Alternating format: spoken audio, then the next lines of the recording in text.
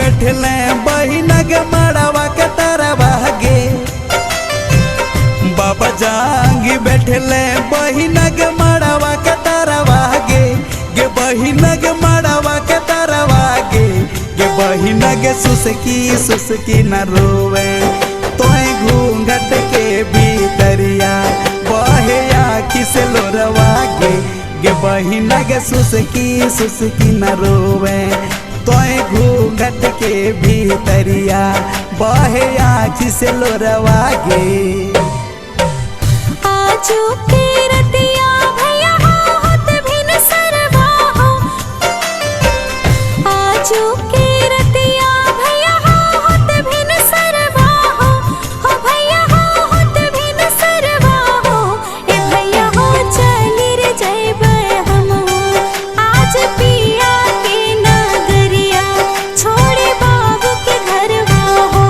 ए भैया हो चली रे जइबे हम आज पिया के नगरिया छोड़े बाबू के घरवा हो।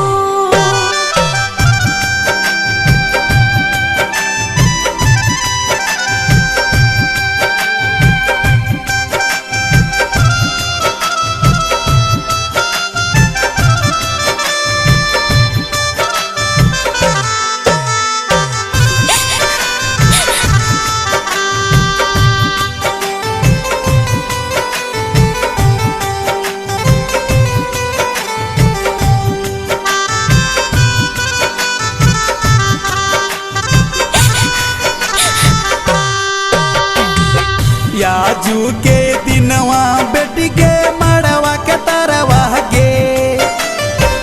याजू के दिनवा बेटी के मड़वा के तरवा गे। गे बेटी के मड़वा के तरवा गे।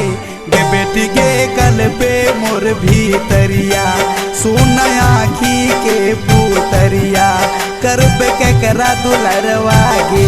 गे बेटी के कल पे मोर भीतरिया सुन आँखी के पुतरिया करबे के करा दुलरवा गे। छोड़ी के गौआ पापा हो जइबे सहरवा हो। छोड़ी के गौआ पापा हो जइबे सहरवा हो। ए पापा हो रखी हो मोर धयनवा याद रखी हो कहनवा जब जइबे ससुरवा हो। ए पापा हो रखी हो मोर धयनवा याद रखी हो कहनवा जब जइबे ससुरवा हो।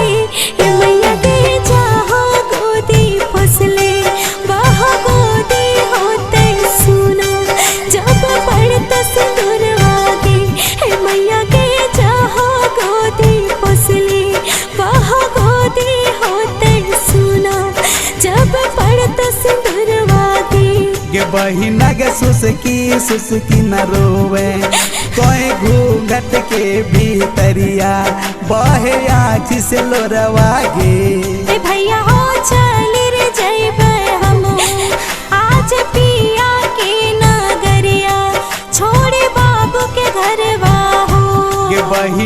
सुसकी सुसकी न रोवे कोई घूंघट के भीतरिया बहे आँख से लोरवा गे ए भैया हो